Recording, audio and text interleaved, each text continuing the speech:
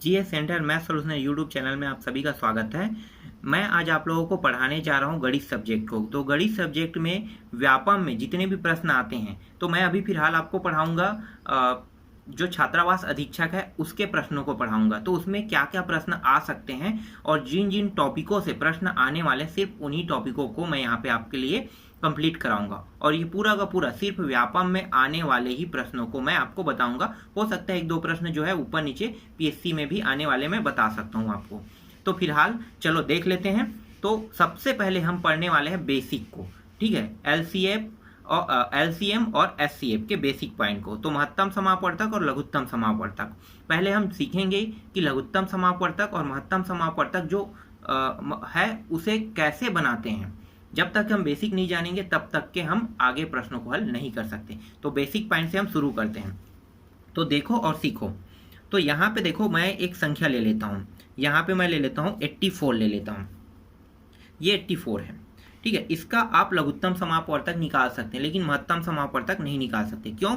क्योंकि महत्तम समापवर्तक सिर्फ दो संख्याओं का निकाला जा सकता है। जैसे कि ये तो लघुत्तम निकाल सकते हैं लेकिन 84 और यहाँ पे मैं ले लेता हूँ 126, ठीक है। यहाँ पे 2 हो गया। 2 से और अधिक हम कर सकते हैं, उसका भी हम महत्तम समापवर्तक निकाल सकते हैं। 2 या 2 से अधिक संख्याओं का हम महत्तम समापवर्तक निकाल सकते हैं। लेकिन एक संख्या है इसका हम महत्तम समापवर्तक नहीं निकाल सकते लेकिन लघुत्तम निकाल सकते हैं। याद रखना, लघुत्तम 1 या 1 से अधिक का भी निकाल सकते हैं लेकिन महत्तम समापवर्तक 2, ठीक है, या 2 से अधिक संख्याओं का हम निकाल सकते हैं। अब हम जान लेते हैं कि लघुत्तम समापवर्तक से आए हुए प्रश्नों को कैसे बनाते हैं और महत्तम समापवर्तक से आए हुए प्रश्नों को कैसे बनाते हैं। तो हम अभी सिर्फ बेसिक पे बात करेंगे।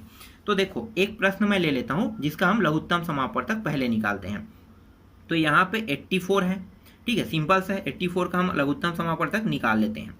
लघुत्तम समापवर्तक निकालने का तरीका क्या है कि लघुत्तम समापवर्तक में जो संख्या यहाँ पे दिया है ये कितने के पहाड़े में आता है। याद रखना, पहाड़े में आना, तो जितने के पहाड़े में आएगा उससे ये डिवाइड हो सकता है। तो सबसे छोटी संख्या क्या है? सबसे छोटी संख्या 1 है। अब 1 को हटा दो, 1 का कोई रोल नहीं होता है, ठीक है। अब दूसरी संख्या क्या है? 2 है। उसके बाद 3 है, 4 है। तो हम इसी तरह से लघुत्तम समापवर्तक और महत्तम समापवर्तक करते हैं। तो लघुत्तम समापवर्तक में हम ये ध्यान देंगे कि ये 2 से सबसे पहले क्या करेंगे, छोटी संख्या 1 को छोड़ दो, 1 के बाद जितने भी संख्या आएगा उसको हम लेते जाएंगे। तो 2 आएगा, तो 2 से हम इसे देखते हैं डिवाइड होगा कि नहीं, ठीक है। मतलब 2 के पहाड़े में आ रहा है कि नहीं आ रहा है। पहाड़े में आएगा तभी तो डिवाइड होगा ना। तो देखो 2 के पहाड़े में ही आ रहा है। क्यों? क्योंकि 2 सम संख्या, ये भी सम संख्या है, तो 2 के पहाड़े से ये भाग जा सकता है। तो मैं इसे 2 से डिवाइड कर देता हूँ। तो 2 चौके 8 और 2 दूनी 4 होता है। समझ में आ गया? 2 के पहाड़े को हमने कितने बार पढ़ा? 4 बार, तो यहाँ पे 4 आ गया। 2 के पहाड़े को हमने 2 बार पढ़ा तो यहाँ पे 2 आ गया। इसके बाद अब पुनः हम क्या करेंगे, पुनः इस 42 को देखेंगे कि कितने के पहाड़े में आता है। तो फिर से ये 2 के पहाड़े में आ रहा है, तो हम क्या करेंगे, फिर से 2 लिखेंगे और 2 के पहाड़े से फिर डिवाइड कर देंगे। मतलब 2 से हम डिवाइड करना मतलब भाग देना। तो 2 से हम भाग देते हैं, 2 दूनी 4, 2 बार गया और 2 एक कम। अब यहाँ पे देखो, यहाँ के जो संख्या है ना, इसमें देखो पीछे संख्या क्या है, विषम है, ठीक है, मतलब 1 आया है। तो विषम संख्या है, इसका मतलब ये है कि अब ये 2 से डिवाइड नहीं होगा। तो कितने से हो सकता है? 3 से हो सकता है। हम चेक कर सकते हैं 3 के पहाड़े में आता है कि नहीं। 21 आता है, तो हम इस बार इसे 3 से भाग देंगे। तो 3 सत्ते कितना हो गया? 21 हो गया। अब 7 को देखो, 7 कितने के पहाड़े में आता है? सिर्फ 7 जो है वो 7 के पहाड़े में आता है, इसके अलावा और कोई संख्या नहीं है। तो हम इसे 7 से सिंपल भाग दे देंगे। तो इसका लघुत्तम समापवर्तक की जो गुणनखंड है, जो क्रिया है, उसको हम लिख लेते हैं 2 गुणित 2 गुणित 3 गुणित 7 गुणित, और नीचे में जो संख्या है उसको भी लिखते हैं 1। तो ये कहलाता है लघुत्तम समापवर्तक। अगर वापस इनको गुणा करोगे तो ये निकलेगा यहाँ पे इसका मान 84। समझ में आ गया लघुत्तम समापवर्तक निकालना। अब हम सीख लेते हैं दो संख्याओं का लघुत्तम समापवर्तक कैसे निकाला जाता है। अभी तो हमने लघुत्तम समापवर्तक निकाला ना, अब दो संख्याओं का लघुत्तम समापवर्तक निकालना, ठीक है। ये बेसिक पॉइंट था, ये मैंने आपको सिखाने के लिए बताया था। इस टाइप से कोई भी प्रश्न नहीं आता, सिर्फ आपको ये जानना है कि ये कैसे होता है। अब दो संख्या वाला जो टॉपिक है इससे क्वेश्चन आ सकते हैं। फिलहाल इसे मैं बेसिक में लूंगा, ठीक है। तो दो संख्याओं का लघुत्तम समापवर्तक निकालते हैं। लघुत्तम समापवर्तक को हम सिंपल शब्द में क्या कहते हैं? सिंपल शब्द में हम बोलते हैं LCM, ठीक है, याद रखना LCM बोलते हैं। तो LCM निकाल लेते हैं। अब हम LCM निकालेंगे तो देखो यहाँ पे ये भी 2 से जा रहा है, ये भी 2 से जा रहा है, दोनों 2 से जा रहा है। तो हम क्या करेंगे, 2 से इसे भाग दे देंगे। तो ये हो जाएगा 2 चौक दो दूनी, ये भी 2 से जा रहा है, तो ये हो जाएगा 2 छक्के और 2 तिया। अब देखो ये दोनों 2 से जा रहा है क्या? नहीं जा रहा है 2 से, तो क्या करेंगे? 2 से नहीं जा रहा है तो ये दोनों कौन सी संख्या से जा रहा है ये चेक करेंगे। ठीक है, कौन सी संख्या से जा रहा है? तो ये जा रहा है 3 से जा रहा है। ठीक है, ये 3 से जा रहा है, तो ये भी 3 से जा रहा है कि नहीं ये भी चेक कर लेते हैं। तो ये भी 3 से जा रहा है, तो हम क्या करेंगे? 3 से इसे भाग दे देंगे। 3 एकम और 3 चौके 12 हो गया। फिर 3 दूनी और 3 एकम। आप सिंपल भाग दे के देख सकते हैं, इस तरह से प्रक्रिया से भाग दे के भी देख लो। ठीक है, 63 का 3 से भाग दोगे तो कितना आएगा? 21 आएगा। ठीक है, और इसी तरह से आप 42 को भी दोगे तो 14 आएगा। ठीक है, तो इस तरह से सिंपल भाग दोगे तो भी यही मान आएगा। तो ये वही ट्रिक है, बस इसे इस तरह से हम भाग दे रहे हैं। इसके बाद देखो इन दोनों को कौन से संख्या भाग दे सकता है, तो देखना पड़ेगा हमें। तो यहाँ पे ये 14 आ रहा है और ये 21 आ रहा है, भाग जा रहा है क्या? नहीं जा रहा है। तो क्या करोगे? बस इतने में आपको कंप्लीट कर देना है। तो इसका गुणनखंड क्या होगा? 2 गुणित 3 गुणित 14 गुणित 21 हो जाएगा। समझ में आ रहा है? इन सभी का अब गुणा कर लो, तो कितना आएगा? अब गुणा करोगे तो इन दोनों के मान के बराबर आएगा। तो देखो गुणा करना है, यही जो भी मान आएगा यही क्या होगा? इसका आंसर होगा। एक बार और चेक कर सकते हो आप यहाँ पे, ये 14 किसी से जा रहा है क्या? ध्यान देना, 14 जो है किसी से जा रहा है क्या? जो इस संख्या को भी डिवाइड करे। ठीक है, तो जा रहा है तो यहाँ पे कर देते हैं। तो 7 से जा रहा है। ठीक है, 7 दूनी 14, 7 तिया 21। ठीक है, गया। ठीक है, हमने कर दिया। अब और चेक कर लो, और किसी से जा रहा है क्या? 2 और 3 नहीं जा रहा है। तो नहीं जा रहा है तो क्या करेंगे? यहाँ पे ये दोनों अभी संख्या हटा दो। कितने से गया? गुणा क्या? 7 से। अब यहाँ पे कितना बचा है? यहाँ पे बचा है 2 और यहाँ पे बचा है 3। ठीक है, अब गुणा कर दो तो ये हो जाएगा 3 दूनी 6। ठीक है, 6 सत्ते 6 छक्के 36, 6 सत्ते 42। 42 को 2 से गुणा करोगे कितना होगा? 42 दूनी कितना होगा? तो 42 दूनी हो जाएगा आपका 4, एक सेकंड ना मैं लिख लेता हूँ, 4 और 8 84 हो जाएगा। और 84 गुणित ये बचा है 3 है, उसको साथ भी गुणा कर दो तो ये हो जाएगा टोटल जो मान आ रहा है आपका 3 चौक 12 का 2, हासिल आई 1 और 8 तिया 24 और 1 25। तो ये आ गया 252। तो यही क्या है? इसका आंसर है। समझ में आ गया? तो लघुत्तम समापवर्तक दो संख्याओं का निकालोगे तो इस तरह से निकालोगे, तो ये क्या हो गया? ये इसका आंसर हो गया। अब 3 संख्याओं का लघुत्तम समापवर्तक निकाल लेते हैं। ठीक है, 3 या 3 से अधिक के अगर संख्या है तो लघुत्तम समापवर्तक कैसे निकाला जाता है? तो देखो 3 या 3 से अधिक होगा तो सेम अधिक होने पर भी इसी ट्रिक का उपयोग करना है। 1 था तो आसानी से निकल गया, 2 था तो 2 था तो भी आसानी से निकल गया, लेकिन 3 हो रहा है और 3 से अधिक हो रहा है तो फिर आप उसे कैसे निकालोगे? तो देखो इसका एक ट्रिक है। इसका भी अगर 3 या 3 से अधिक होता है तो आप इसी ट्रिक का उपयोग करोगे। यहाँ पे मैं ले लेता हूँ 84, 126 ले लेता हूँ और यहाँ पे 140 ले लेता हूँ। ठीक है, संख्या को मैंने बढ़ा दिया, 3 संख्या कर दिया। अब यहाँ पे देखो ये भी 2 से जा रहा है, ये भी 2 से जा रहा है, ये भी 2 से जा रहा है, तीनों जा रहा है। तो हम क्या करेंगे? 2 से सिंपल भाग दे देंगे। तो यहाँ पे आ गया 2 चौक 8, 2 दूनी, इसी तरह से 2 छक्के 2 तिया, 2 सत्ते 14 और 2 शून्य। ठीक है, इतने बार में कट गया। अब देखो यहाँ पे अब जब 2 संख्या के अलावा मतलब 3 संख्या हो जाता है तो 3 संख्या या 3 से अधिक होता है तो हम ये चेक करते हैं कि इनमें से कौन सा 2 संख्या एक ही अंक से भाग जा रहा है। जैसे कि यहाँ पे देखो 2 से ये भी भाग जा रहा है, 2 से ये भी भाग जा रहा है, लेकिन ये 63 नहीं जा रहा है। तो क्या करेंगे? हम इन दोनों बस को भाग कर देंगे। इन दोनों को जो भाग जा रहा है 2 से, तो मैं यहाँ पे लिखूंगा 2 लिखूंगा और 2 से भाग जा रहा है क्या? 42। तो 2 दूनी 2 एकम। इसे याद रखना ना, अगर 3 संख्या होता है और 3 से अधिक होता है तो आपको इसी ट्रिक का उपयोग करना है। ठीक है, तो इस तरह से भाग कर देना है हमें। ये हो गया 21 आ गया यहाँ पे, और ये हो गया 2 तिया 6 और 2 पंचे 10। ठीक, अब ये जो 63 है इसका क्या करेंगे? ये जैसा है वैसा उतार देंगे। समझ में आ गया? अब यहाँ पे देखो ये संख्या और ये संख्या, ये संख्या, ठीक है, तीनों में से कोई भी 2 संख्या अगर भाग जा रहा है तो हम कर देंगे। तो ये जो है 3 के पहाड़े में आ रहा है, ध्यान देना, और ये भी 3 के पहाड़े में आ रहा है। तो ये दोनों संख्या जा रहा है तो मैं यहाँ पे 3 से भाग कर देता हूँ। तो 3 सत्ते 21, 3 एकम 3 दूनी और 3 एकम। और ये जा रहा है क्या? 3 से नहीं जा रहा है, 35 3 से भाग नहीं होगा, तो जैसा है वैसा उतार देंगे।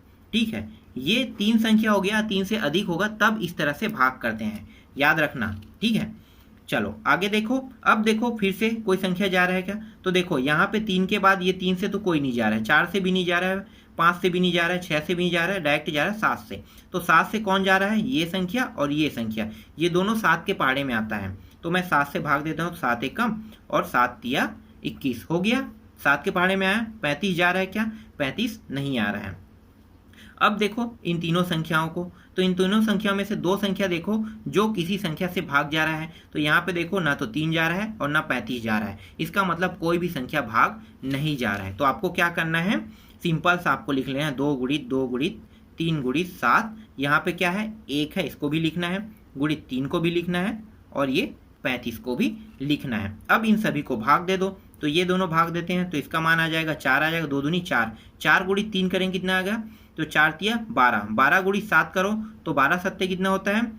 12 पंचे 60, 12 छक्के 72 और 12 सत्ते 84। ठीक है, तो 84 हो रहा है। अब 84 गुणित 3 कर लेते हैं, तो यहाँ पे 84 गुणित 3 कर दो तो ये हो जाएगा 3 चौक 12 का 2, हासिल आई 1, 8 दूनी 16 आती है 24 और 1 25, इतना आ गया। अभी बचा क्या है? ये भी संख्या बचा, एक को किसी के साथ भी भाग देंगे उतना ही आएगा, तो इसको लिखने की भी जरूरत नहीं है। ठीक है, अब बचा क्या है? 35, तो 35 से भी भाग दे देते हैं। 35 से भाग दे दो, तो भाग देने के इसके भी ट्रिक होते हैं। कैसे? सॉरी, भाग बोल रहा हूँ मैं, भाग नहीं करना है, गुणा करना है। ठीक है, गुणा करना है तो गुणा कर दो। तो देखो ये हो जाएगा 5 दूनी 10 हो जाएगा, फिर यहाँ पे 1 हासिल आएगा, फिर कितना हो गया? 5 पंचे 25 और 1 26 का 6, 2 हासिल ले लो, 5 दूनी 10 और 2 12। ठीक है, यहाँ पे गुणा का चिन्ह लगाओ। अब इसको 3 से पूरा का पूरा भाग दे दो। ठीक है, ये गुणा नहीं है, ये 0 है, याद रखना। ठीक है, 0 लेते हैं, इसको इस तरह से कट कर देते हैं, फिर इसको भाग देते हैं, सॉरी गुणा करते हैं। तो 3 दूनी 6 हो जाएगा, 3 पंचे 15, तो 3 पंचे 15 5 हासिल आई 1, यहाँ पे आ जाएगा 3 दूनी 6 और 1 7 आ जाएगा। जोड़ दो अब सभी को, तो ये हो गया 0 हो गया, 6 दूनी 12 का 2 हासिल आई 1, ये हो गया 3 और 5 कितना हो गया? 5 3 8 हो गया, और ये कितना है? 8 हो गया। तो यहाँ पे टोटल जो मान आया है इसका आ रहा है लघुत्तम समापवर्तक 8820 आ रहा है। ये क्या है? इसका आंसर है। आपको समझ में आया कि 3 संख्या, एक संख्या वाला भी मैंने बता दिया, 2 संख्या वाला भी बता दिया, 3 संख्या वाला भी बता दिया, और 3 से अधिक होगा तो आपको जैसे मैंने अभी भाग दिया है ना, सेम उसी प्रक्रिया से आपको भाग देना। अगर कोई 2 संख्या भाग जा रहा है या एक ही पहाड़े में आता है तो आपको उसे आसानी से डिवाइड कर देना है। ये समझ में आ गया? चलो अब मैं आपको महत्तम समापवर्तक बता देता हूँ कि महत्तम समापवर्तक के प्रश्नों को कैसे हल करना है। तो इसके लिए भी सिंपल ट्रिक है, आपको उसी ट्रिक का उपयोग करना है। देखो महत्तम समापवर्तक के लिए मैं कुछ संख्या ले लेता हूँ, जैसे कि यहाँ पे मैं ले लेता हूँ 14 ले लेता हूँ। ठीक है, 14 यहाँ पे और 42 ले लेता हूँ, 2 संख्या ले लेता हूँ। पहले 2 संख्या देखते हैं, एक संख्या को तो भाग तो जाएगा ही नहीं, तो महत्तम समापवर्तक एक संख्या में निकलेगा ही नहीं, सीधी सी बात है। संख्या कितनी होनी चाहिए? 2 या 2 से अधिक होना चाहिए, तभी महत्तम समापवर्तक निकाल सकते हो। ठीक है, महत्तम समापवर्तक को हम दर्शाते हैं HCF से दर्शाते हैं। ठीक है, HCF याद रखना। ठीक है, LCM से हम लघुत्तम समापवर्तक को, HCF से महत्तम समापवर्तक को। अब इसका महत्तम समापवर्तक निकाल लो, तो ये 14 42। ठीक है, 2 संख्या रहेगा तभी महत्तम समापवर्तक निकाल सकते हैं, या 2 से अधिक होना चाहिए। तो इसका महत्तम समापवर्तक निकालते हैं। देखो दोनों जो संख्या है वो एक ही संख्या से डिवाइड होना चाहिए, याद रखना। तो दोनों जो है वो 2 के पहाड़े में आ रहा है, तो दोनों जो है 2 से भाग जा सकता है। तो यहाँ पे हो गया 2 सत्ते 14, 2 दूनी 2 एकम हो गया। अब देखो यहाँ पे कितना है? 7 है 21, ये दोनों जा सकता है क्या? ये 7 से जा रहा है, मतलब ये भी 7 से जा सकता है, तो हम डायरेक्ट 7 से कर देते हैं, 7 एकम और 7 तिया। ठीक है, अब इसमें देखो ये जो संख्या है वो कौन कौन से संख्या से भाग गया? तो एक गया 2 से और एक गया 7 से। हमें इन दोनों संख्याओं को महत्तम समापवर्तक में नहीं लेना है। ठीक है, HCF में नहीं लेना होता है, लेकिन LCM होता है तो इसको भी हम लेते हैं, याद रखना, यही अंतर है इसमें। LCM में हम इन नीचे बचे हुए जो शेष मान है उसको भी लेते हैं, लेकिन इसमें शेष मान का कोई महत्व नहीं होता है। तो यहाँ पे इसका HCF कितना आया? 14 आया। समझ में आया ये प्रश्न? चलो अब इसे 3 संख्या होने पे इसे कैसे हल किया जा सकता है, तो देख लेते हैं। 3 संख्या होने पे यहाँ पे मैं ले लेता हूँ 14 ले लेता हूँ, एक ले लेता हूँ 42 और एक ले लेता हूँ 21 ले लेता हूँ। ठीक है, इससे पूरा आपको समझ में आ जाएगा महत्तम समापवर्तक। अब देखो महत्तम समापवर्तक का नियम है। लघुत्तम समापवर्तक में क्या है कि अगर इनमें से कोई 2 संख्या भी डिवाइड होता है ना, तो आप भाग कर सकते हो, ये लघुत्तम समापवर्तक है। लेकिन महत्तम समापवर्तक में ऐसा नहीं होता है।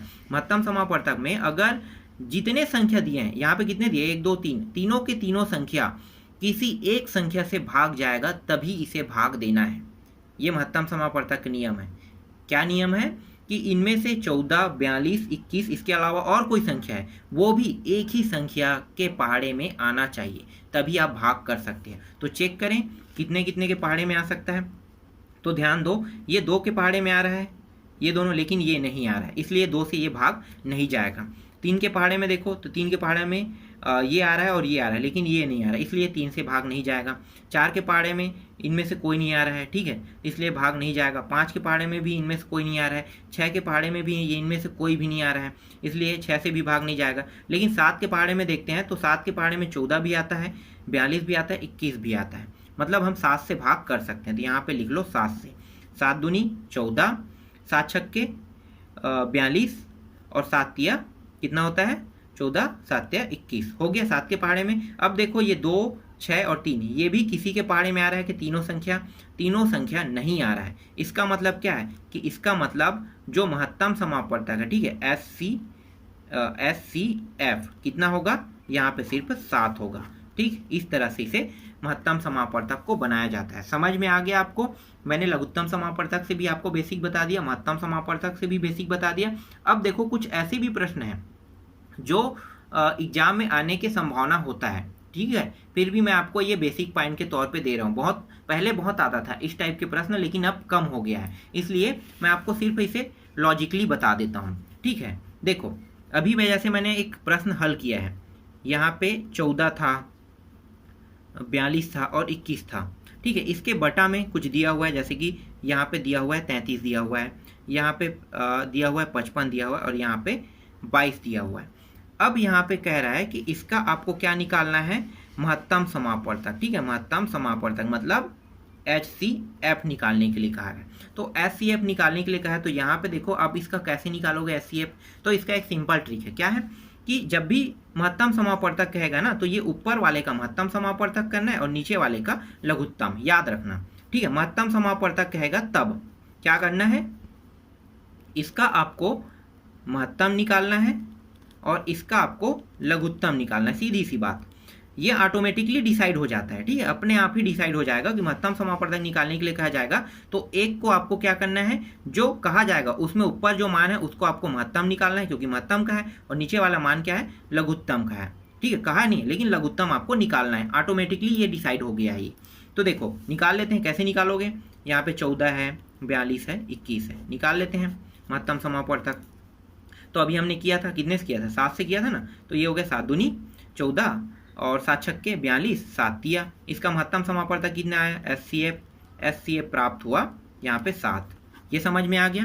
अब नीचे वाला का क्या करना है हमें, 33 दिया हुआ है, 55 दिया हुआ है और यहाँ पे 22 दिया हुआ है। इसका आपको क्या करना है, ये जो प्रश्न है इसका आपको निकालना है लघुत्तम समापवर्तक। तो लघुत्तम समापवर्तक क्या है, ये सभी संख्या एक, जरूरी नहीं है कि 1 से डिवाइड ही है, ठीक है, लेकिन जा रहा है तो कर देते हैं। तो देखो 11 के पहाड़े में सभी आता है, देखो इनमें से कोई भी संख्या ना तो 2 के में आ रहा है, 3 में आ रहा है, 4, 5, 6, 7, 8, 9, 10 तक के आ ही नहीं रहा है, लेकिन 11 के पहाड़े में आ रहा है सभी, तो 11 से कर देते हैं। 11 तिया 33, 11 पंचे 55, 11 दूनी 22। ठीक है, बस इतना ही होगा। और कोई संख्या जा रहा है क्या, नीचे में देखो कोई 2 संख्या भी जाएगा तो भी हम डिवाइड कर देंगे इसको। तो देखो इनमें से कोई भी 2 भी संख्या जो है एक ही पहाड़े में नहीं आ रहा है, इसलिए ये नहीं होगा। तो यहाँ पे क्या लिखेंगे, 11 गुणित इसको भी लेंगे, 3 को लेंगे, 5 को भी लेंगे, 2 को। ये है लघुत्तम समापवर्तक का ट्रिक, समझ में आ रहा है। जबकि देखो यहाँ पे शेष जो बचा है इसको हमने महत्तम समापवर्तक में नहीं लिया, लेकिन लघुत्तम समापवर्तक में ले रहे हैं। तो यही चीज जो है, ये बेसिक पॉइंट बहुत ही महत्वपूर्ण है, आपको ये जानना है। ठीक है, आगे इसको गुणा कर दें, 11 तिया कितना हो गया, 11 तिया ये 33 हो गया, और 33 गुणित 5 करते हैं, यहाँ पे मैं करते जाता हूँ। ठीक है, 33 गुणित 5 कितना हो गया, 5 तिया 15, 5 हासिल आई 1 और 5 तिया 15, 1 16 हो गया। बचा कितना, 2 बचा, 2 से भी कर देते हैं, तो ये हो जाएगा 2 पंचे 10, 1 हासिल आया, 6 दूनी 12, 1 13 का 3 हासिल आई 1, 2 एकम 2 और 3, तो कितना आ गया, 330 आ गया। यही इसका आंसर है, ये हो गया LCM। समझ में आ गया, LCM इस तरह से निकालते हैं। एक प्रश्न मैं आपको दे रहा हूँ, इसको आप बना के देखना। ठीक है, इसमें मैं आपको कह रहा हूँ क्या करना है, आपको 11 दिया है, 11/14 55/42, 33 यहाँ पे 35 और 44/63। ठीक है, इसको आपको निकालना है लघुत्तम समापवर्तक। अब सोचो, लघुत्तम समापवर्तक का है तो आप किसको पहले लघुत्तम करोगे और किसको महत्तम करोगे। ठीक है, तो मैंने अभी आपको बताया है कि लघुत्तम समापवर्तक अगर कहेगा, इससे पहले वाले प्रश्न में क्या था, महत्तम, तो आपने क्या किया, ऊपर वालों को महत्तम, नीचे को लघुत्तम। लेकिन इस बार क्या है, लघुत्तम का है, तो आपको क्या करना है, ऊपर का लघुत्तम निकालना है।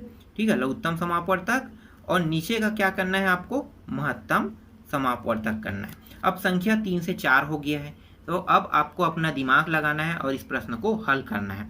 तो इस प्रश्न को हल करके आपको बताना है कि इसका आंसर कितना आएगा। ठीक है, अब कुछ ऐसे भी प्रश्न देख लेते हैं जो दशमलव पॉइंट में होता है, तो उसको भी आप आसानी से बना सकते हो। अभी मैं जितना भी प्रश्न बता रहा हूँ बेसिक बता रहा हूँ, आप इसे सीखो पहले, उसके बाद हम व्यापम में आए हुए प्रश्नों को बनाएंगे। तो देखो, कुछ प्रश्न ऐसे भी होते हैं जैसे कि 1.75 दिया हुआ है, ठीक है, मान, और इसके बाद है 5.6 दिया हुआ है, इसी तरह से यहाँ पे 7 दिया हुआ है। अब इसका आपको निकालने के लिए कहा जाएगा महत्तम समापवर्तक, निकालने के लिए कह रहा है प्रश्न में। ठीक है, कैसे निकालोगे, तो देखो यहाँ पे दशमलव पॉइंट है तो अक्सर लोग कंफ्यूज हो जाते हैं, तो हमें क्या करना है, दशमलव हटाना है। दशमलव हटाने का बहुत आसान ट्रिक है, यहाँ पे 175 इसे लिख दो। ठीक है, अब दशमलव जो दिया है ना, इसको आप 1 लिखो, 1 बन गया। इसके बाद कितनी संख्या है, 1 और 2, तो इस 7 को 0 मैंने लिखा, इस 5 को भी मैंने 0 लिखा, कितना बन गया, 175/100 बन गया। इसी तरह से यहाँ पे भी दशमलव हटाते हैं, तो इसको मैंने 56 लिखा, इस दशमलव को मैं क्या मानूंगा, 1 मानूंगा, और इस 6 को मैं क्या लिखूंगा, 0 लिखूंगा। समझ में आ गया, 56/10 बन गया। अब यहाँ पे क्या है, 7 है, तो ये हो गया 7 हो गया। ठीक, समझ में आ गया। 7 के बाद यहाँ पे कोई दशमलव पॉइंट है क्या, नहीं दिया, तो 7 को 7 बस लिखेंगे। अब इसका लघुत्तम समापवर्तक या महत्तम समापवर्तक, अभी क्या कौन से निकालना है, हमें महत्तम समापवर्तक निकालना है। तो देखो, महत्तम समापवर्तक निकालना है, ये भी मैं आपको होमवर्क के तौर पे दे रहा हूँ। ठीक है, कुछ आसान करके दे रहा हूँ, आप बस बना के देखना। देखो, अब इसको आसान कर लेते हैं। ठीक है, आसान करें कैसे, इसमें क्या निकालने के लिए कहा है, महत्तम समापवर्तक। तो ये ऊपर को क्या करना है, ये तीनों जो ऊपर है ये क्या होगा, महत्तम समापवर्तक, और नीचे का जो मान है इसमें कुछ नहीं, मतलब 1 है। ठीक है, तो नीचे का जो मान है इसका क्या निकालोगे, नीचे के जो मान है इसका आपको लघुत्तम समापवर्तक निकालना है। ठीक, समझ में आ गया। अब आपको थोड़ा सा कन्फ्यूजन कर सकता है ये प्रश्न, कहाँ पे करेगा कन्फ्यूजन। ठीक है, कन्फ्यूजन कर सकते हैं, लेकिन आपको कन्फ्यूज नहीं होना है, डायरेक्ट आप यहाँ पे ले सकते हो ये सारे संख्या है। ठीक है, इसको आप 175, ये 56, और यहाँ पे क्या है, 7 है। अब यहाँ पे आपको यही जो प्रश्न है यहाँ पे थोड़ा बहुत कंफ्यूजन कर सकता है, तो इसको आपको आसान कर लेना है। कैसे आसान करना है, देखो यहाँ पे ये 100 है, ठीक है, तो इसको भी अगर हम 100 बनाएंगे क्या करेंगे, इसके यहाँ पे 0 और इसके भी यहाँ भी 0, लेकिन अगर इसको भी हम अगर 100 बनाएंगे, ठीक है, तो यहाँ पे 2 0, तो नीचे में भी 2 0। समझ में आ गया। तो ये क्या हो गया, ये 560 हो गया और ये 700 हो गया। अब आसान हो गया आपके लिए, अब इसका आप महत्तम समापवर्तक आसानी से निकाल सकते हो। इसी तरह से 100 का अगर लघुत्तम समापवर्तक निकालो, कितना आएगा, 100 का लघुत्तम समापवर्तक, अब ये सिर्फ 100 से डिवाइड जाएगा, तो 100 का लघुत्तम समापवर्तक सीधी सी बात है 100 ही आएगा, इसके अलावा और कोई नहीं आएगा। ठीक है, तो आप निकाल के देखना। और कुछ प्रश्न है दशमलव पॉइंट में, इसको भी मैं आसान कर देता हूँ। देखो, यहाँ पे 36 है, यहाँ पे 1.2 है, ठीक है, और यहाँ पे 48 दिया है। इस वाले प्रश्न में हमें निकालने के लिए कहा है लघुत्तम समापवर्तक। ठीक है, इस प्रश्न को देखते हैं, तो इसमें लघुत्तम समापवर्तक हमें निकालना है। तो कैसे करोगे, पहले तो आपको दशमलव हटाना है, सीधी सी बात। यहाँ पे क्या दिया है, 0 दिया है, ठीक है, तो 0 को अगर लिखते हो तो ये 0 हो गया। इसके बाद दशमलव है, ठीक है, ये 36, पहले 0 36 लिखो। इसके बाद नीचे में जो होता है वो क्या होगा, दशमलव का आप 1 लिखते हो, और इसके बाद इस 3 को 0 लिखोगे, इस 6 को भी 0 लिखोगे। एक संख्या मिल गया हमें। दूसरा संख्या बना लेते हैं, इसको भी 1, ठीक है, और ये 2, ठीक है, इसको 12 बना लिए। अब इस दशमलव को हम 1 लिखते हैं, और ये जो 2 है इसको हम 0 लिखेंगे यहाँ पे। इसी तरह से दूसरा भी बन गया, और यहाँ पे 48 है, कुछ नहीं, मतलब यहाँ पे 1 रहेगा। अब यहाँ पे देखो, ये 100 है, इसको भी 100 करेंगे, यहाँ भी 0, ऊपर में भी 0।